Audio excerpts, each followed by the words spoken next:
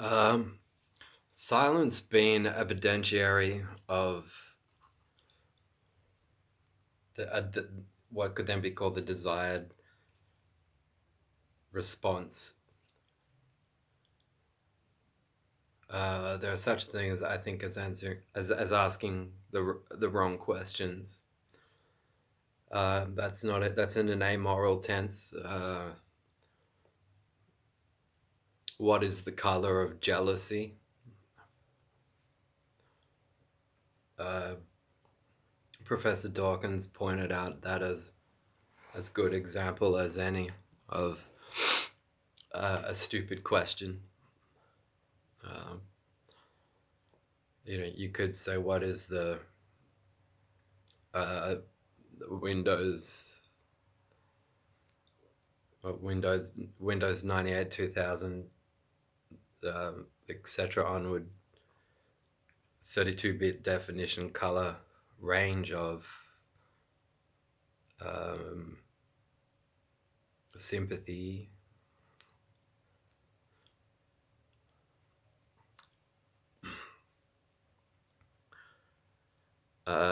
So I'm not a person who's lived my life by taking two statements: seeing is believing, hearing is believing, and then using them as perennial, ongoing false multipliers on an idealistic level for um, a trafficking rig, essentially, of human beings. His situation, like simple situation or example now here is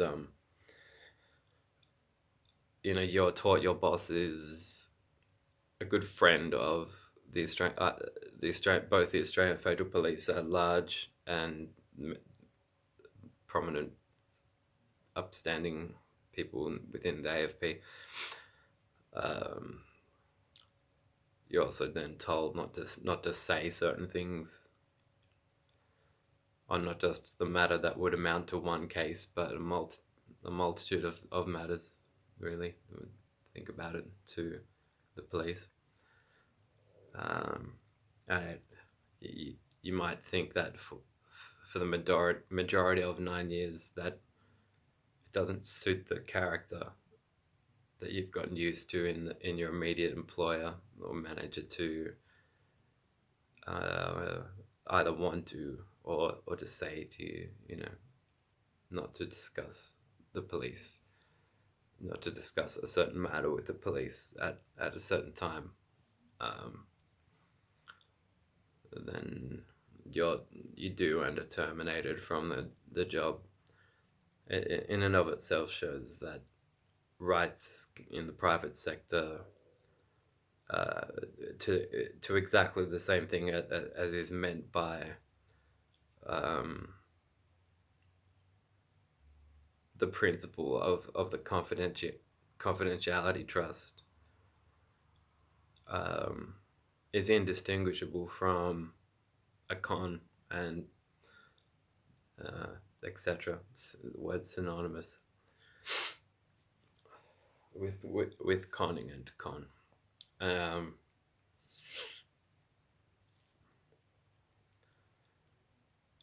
so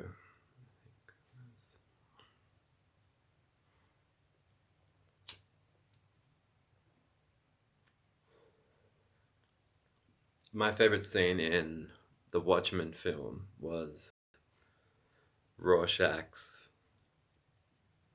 being submitted to the psychiatric tests of, it's called the Rorschach, and it always to me seemed, I wasn't happy with. There's that dialogue in Batman Forever when Nicole Kidman is talking to Bruce Wayne, and he identifies the ink blot and says, do you like bats? And she says, that's a Rorschach. It's an ink blot. You see what you want to see. I think that the correct question is, do you have an affinity for bats, Mr. Wayne?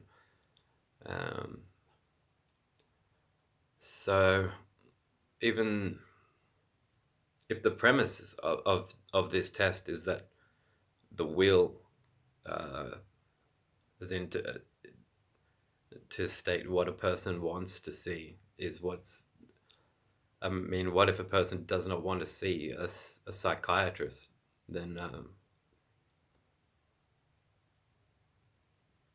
or is that what they think is supposed to make the test work better, or whatever? Um, you know, these people have. That's what I wanted to talk about too. These people, the suits all fallacy. I'll find the Latin for it another time.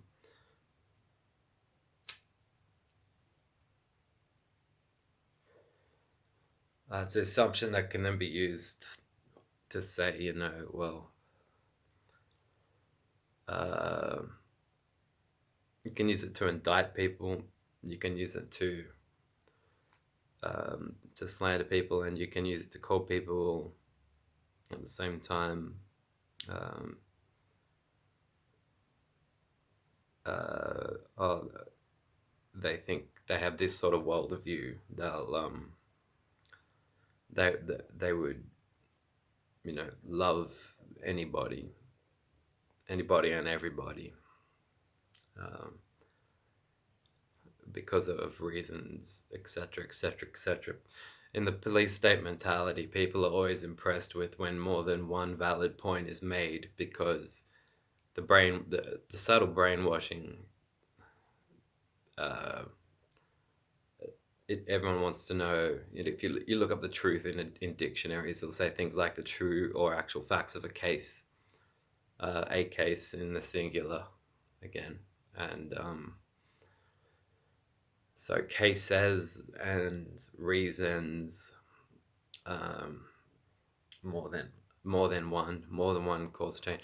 It means people then would then hear a compounding of something beginning to sound like a compendium of reasons to have a particular adversary, for instance, or a few adversaries, and more, yeah, them and them.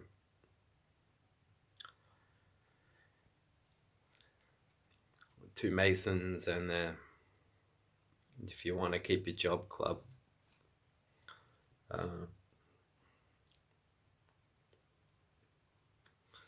With guest appearances from, well, we've done trade in good faith and steed for many years now, and so there's a fallacy there that if you were to say something like, and I'm not sure if the correct term is insertion, but suppose you were told something like fraudulent means have been used to create the apparency of a person of unsound. They still use that term, which I wonder if they like from the choir. Unsound mental capacity.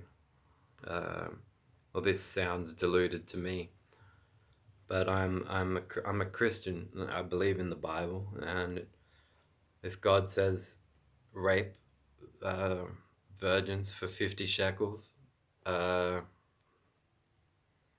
that's what God says. But if you say it could, people could commit acts of fraud using their health credits, by that I mean their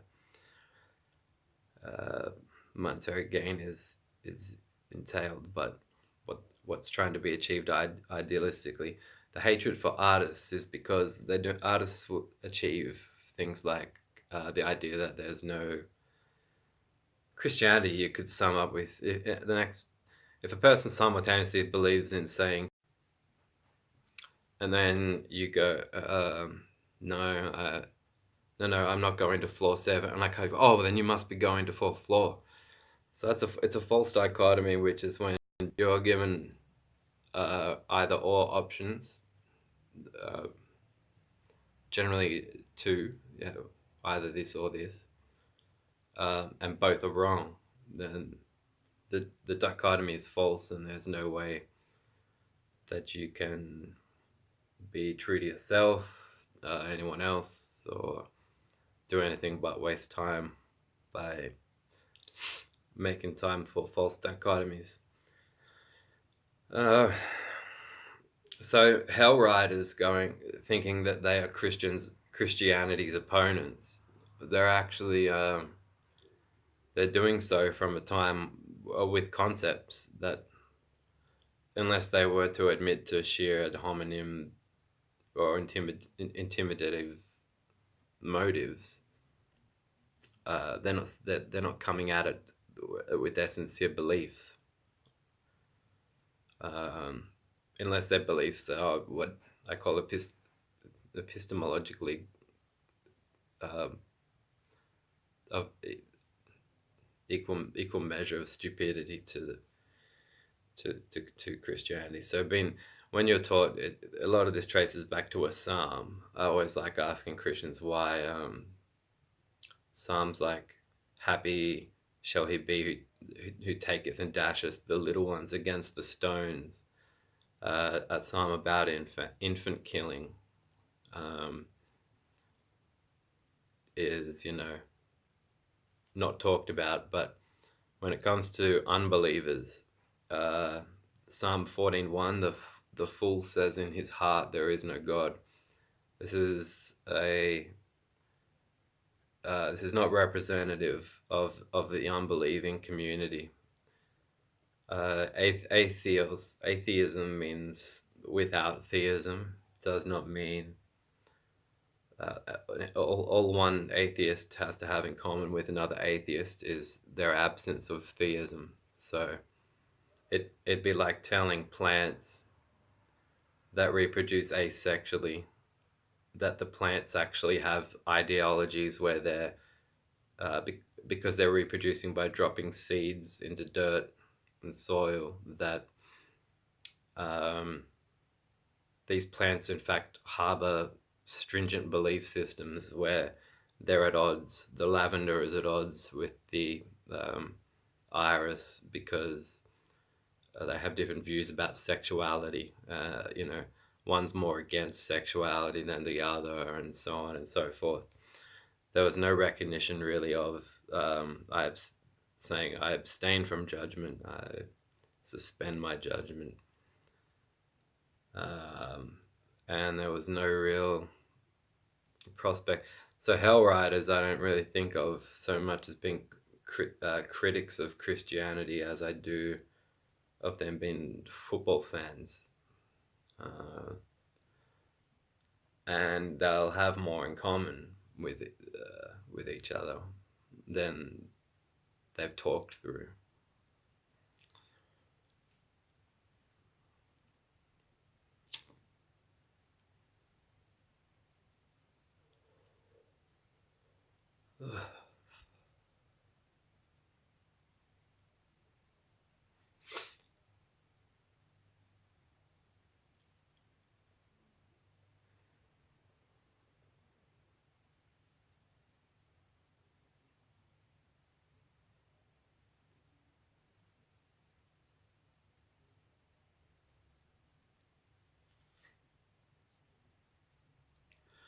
So yeah, what's in the past been called positive atheism, and is nowadays being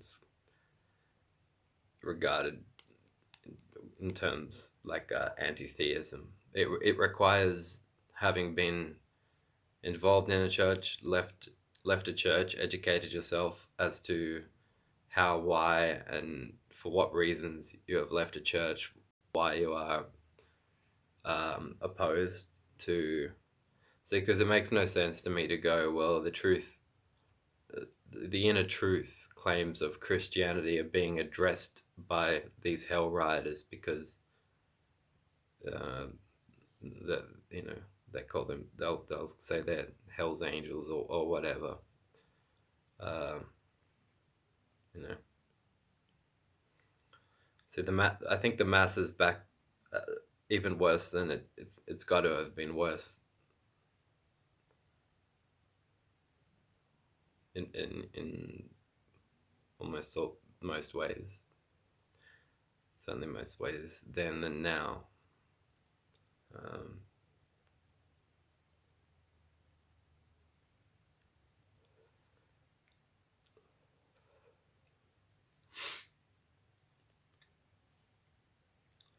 but yeah, that's why if they'll also try to say that agnosticism is the same thing as saying, "Oh, I'm not sure that I've made my mind up yet on two sides of the same coin." Well, so I'm not sure that I've made my mind up yet on a false dichotomy. Um, well, it's a way to pressure people into thinking that they don't have enough time to choose what side they take or are going to take before God may destroy them, etc., etc. Um, when really part of the Enlightenment was about the idea that you may have to suspend judgment or make um, or do truth a greater disservice unless you do suspend judgment. That isn't the same as saying I want to be ignorant or um, I'm preaching the message of ignorance. Thomas Henry Huxley would contended with the activism of a Christian sect called the Gnostics, who were certain that they had attained a certain gnosis, which as it wasn't an old term for certain knowledge. Um, and so it means it's an epistemological category which does require actually for you to know more than that a church will have you think you need to know before you could commit to becoming a Christian.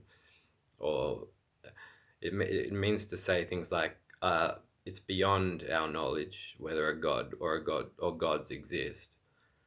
Um, so it's beyond the limits of anything I can know, and it's beyond the limits of what you know too.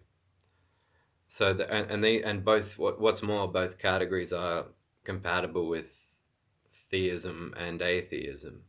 So you can be an agnostic atheist who would say, "I am without God belief. I lack belief in the supernatural dimension, in the supernatural God or gods." And I additionally state that I think it is beyond yours or my limits to know. So it can never be called a knowledge. Um, Maimonides is an ancient Jewish sage. I think you'll find who he was saying the same thing, but as a theist, and he was saying, "I believe, I have, faith-based belief in my gods and God and gods or God or gods. However, it cannot be known by anybody." So answering the question of are you an agnostic does not answer the question of whether you're a God believer or not a God believer. You either are or you aren't, but it's Christianity that has not done much to do away with this. Okay, there's the Reformation and the Renaissance, but agnosticism's pitched by the church as a sort of halfway house between theism and atheism. And they like it that way, I think, because epistemology is a controversial topic for people to talk about in religion, because it's all about how you can know what you could know. And that's something that sorry, I was saying, if a person were to say they believed in the cliche, two wrongs don't make a right, and simultaneously believe in the Christian story. Uh, what do you say to them then? Yeah, obviously, what's wrong is a question that they've decided they want to blow out of their vocabulary. But ideas like your concepts, maybe your propensity to judge and think a certain way has been of man's design, man-made.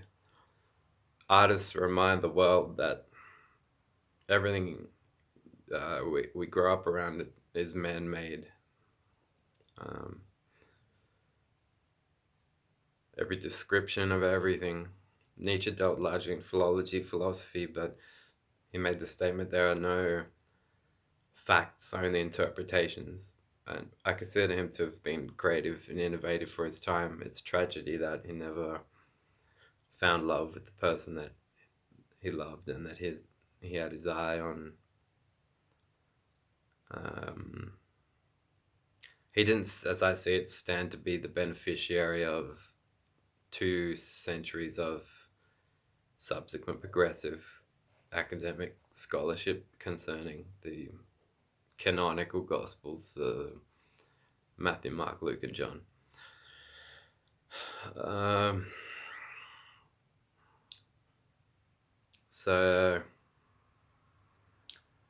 yeah, art in and of itself, it's something that's man-made.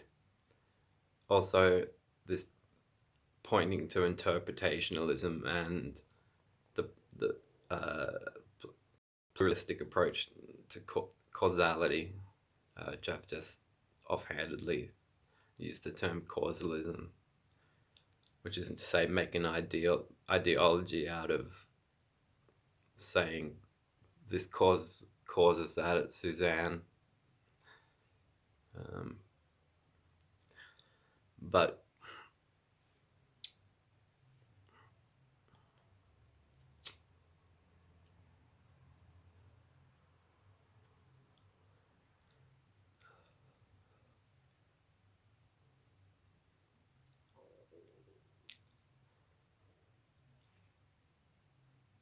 yeah, so when I would think about the right to movement and the importance of that right, I would consider it sensitively to the level of thought as well, because I can't class myself as a believer in uh, what the what the religious right define as souls. One thing I do think about a lot is there's a lot of talk about liberal ideas and liberalism and the left losing its way. But one thing that gets illuminated by people going, "Oh, Christians are so wrong," um, like "Go Satan, go hell," uh, where hell riders, hell's angels, whatever. The metaphysics doesn't differ so much, and the metaphysics actually requires the Christian story for them to get the concept of hell. Copernicus hadn't come up with the idea that Earth was a globe, so which the Freemasons quickly forgot because the Harlem Globetrotters were African Americans, to my knowledge. So, but they did genuinely believe in a flat Earth, which I thought had to have come from papyrus manuscripts being flat as they wrote on them and wrote stories. I don't so much consider myself to have a world view any more than I consider Roger Toll to have a world vision or a 40-hour famine either. Um, but yeah, I don't understand the mentality. I understand it being summarized with ethics, like people only hate what they see in themselves. because I've recently talked about the importance of a statement to me about wanting the people who hate me to hate me even more, and that is because with those that, well, one point is that because with those that don't understand what you stand for or what matters to you, then um, you just reach a point of going, what your hate is more, would be more ennobling uh, for the two of our sakes than this indignant flattery. And so,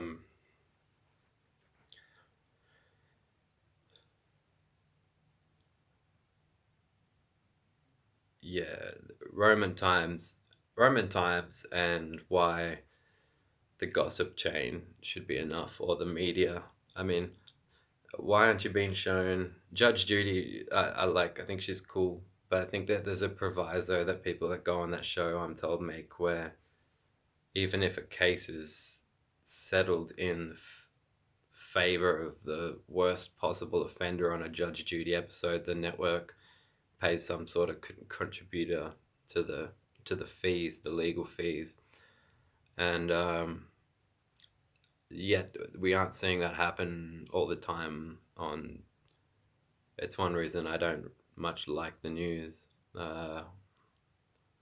when it comes to matters of criminal justice. They would be run around saying freedom of the press, which was a freedom that they first got from allowing Christ in their heart with his. Um, they shamed him because they put when they put the crown of thorns on his head, it was to shame him, and when they put the loincloth on. Oh, if they wanted him, didn't they still want him shamed in this process here? So the crown was, we're shaming you now.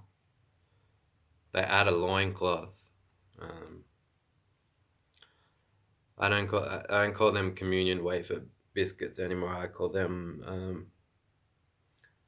the horrid last moments of a dying bisexual's dick flickering around in your mouth wafers, and surprise, surprise, pedophilia is, you know, that no one's expecting pedophiles to be caught at the checkout of uh, super barn, but everyone will, like they're in a football stadium, kind of get together going, who's the next pedophile?